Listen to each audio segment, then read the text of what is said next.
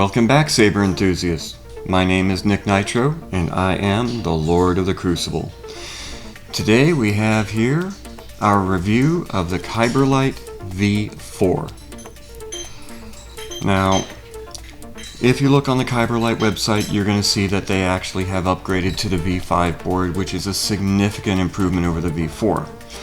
However, these are still very common in the second-hand market, so I thought I would go ahead and do a complete review and test of this saber.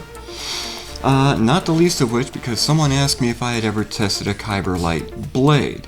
So let's talk about the blades here for just a moment, because there is something interesting about them. I have here in front of me two lightsaber blades. One is from Kyberlight, and the other one is from Ultra Sabers. Now, this Kyberlight blade is about 33 inches long. It's a little shorter than the Ultra Sabers, but the big thing is that Kyberlight has a very interesting warranty on their blades. If you've bought your blade through their site, and apparently if you break it, then follow their procedures, they'll replace the blade. So I find that very interesting. And then I noticed that the wall thickness on these blades is thicker than the Ultra Sabers heavy grade blade. So I'm going to go ahead and measure that, but to get an accurate measurement I actually have to take out the diffusion film that is inside the Ultra Sabers blade.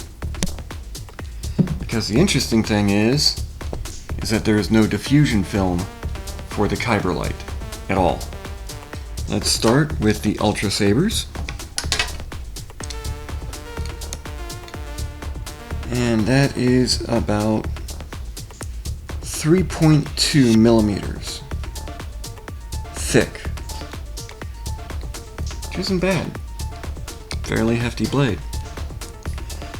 Kyberlight is 4.37 millimeters, so it is definitely thicker. Now ideally, that should make it stronger. But sometimes, you make something too strong, you can make it brittle. So it'll be very interesting in my book to see how well this stands up to the challenges of the Crucible. So let's get the blade in here and see how it looks. Now your options on a V4 board are kind of limited, but you do have two buttons here as well as a built-in recharge port, which is a really nice feature, as well as a cover tech wheel that comes standard with the saber. They also have a secondary location for the cover tech wheel if you'd like to put it on a different side. So your first button turns on your saber.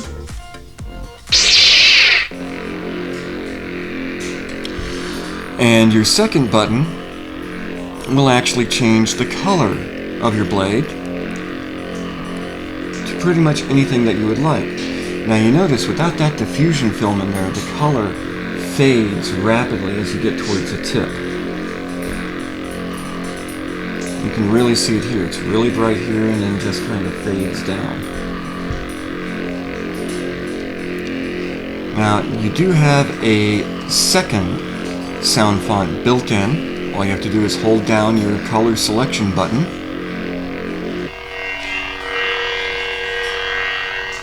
and we'll explore those here in just a moment. It does have flash on clash, but you do have to hit it kind of hard.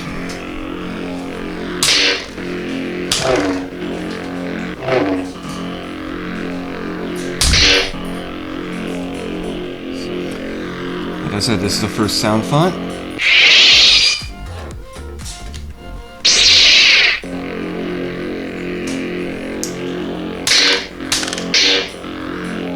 Okay, that was interesting. And that's pretty much it. There's no blade lockup effect or blaster deflects. Second sound font.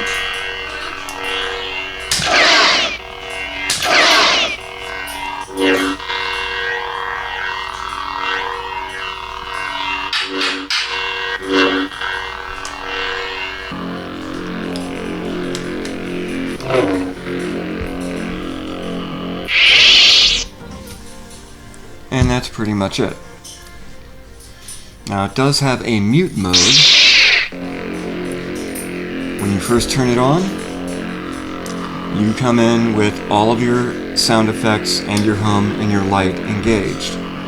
Press your ignition button one time, and that turns off your flash on clash. You still have your swing, you still have your hum, you still have your light. One more time, and it mutes the saber.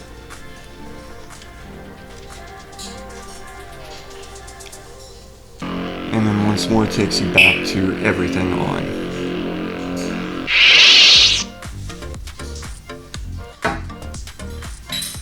Now, probably one of the things that I like the most about Kyberlight is they developed a modular system for everything.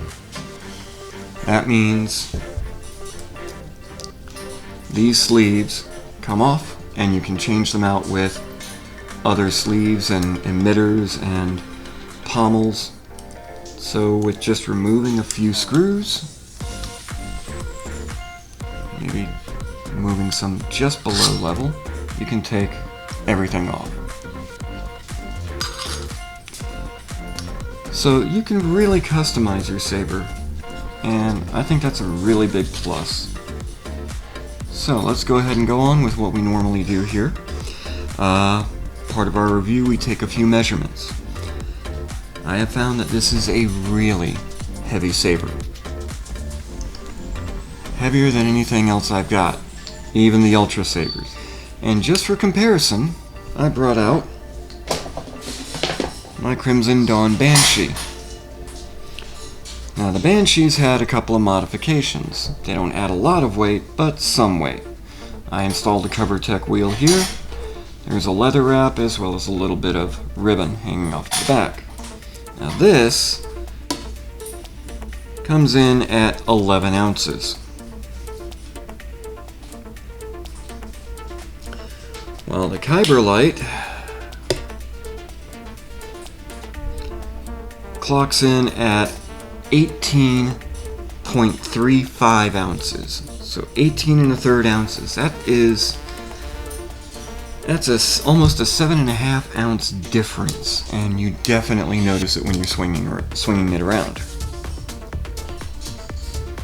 It is significantly longer. We're going to go ahead and make two measurements on this.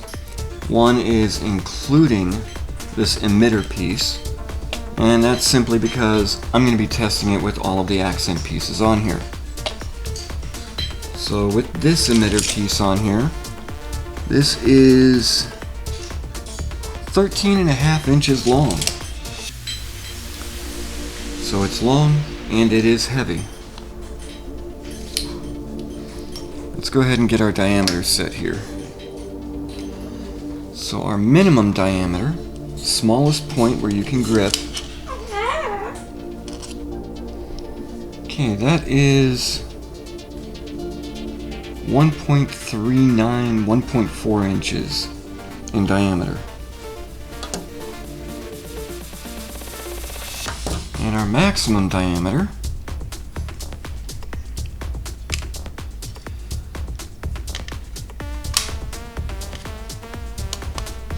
okay, our maximum diameter is the pommel at about 1 3/4 inches, so about 1.7, a little under that, 1.73 inches, 1.74. But around the midsection here, it's more like 1.5 inches. And it is definitely built for a larger hand.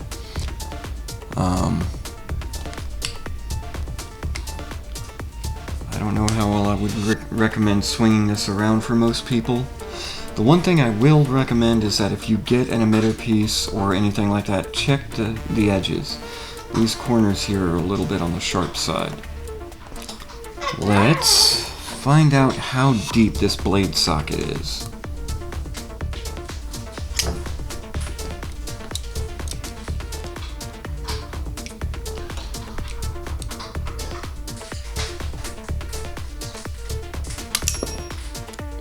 Okay. Socket depth is just a hair over 2 inches deep. That's pretty good. One thing I want to check though is measured from the blade retention screw from the actual wall of the emitter. It's about 1 inch deep, so that gives a good amount of area for the saber to hold on to the blade. And speaking of holding on to the blade, let's go ahead and get one in here. And let's find out where our balance point is. Oh.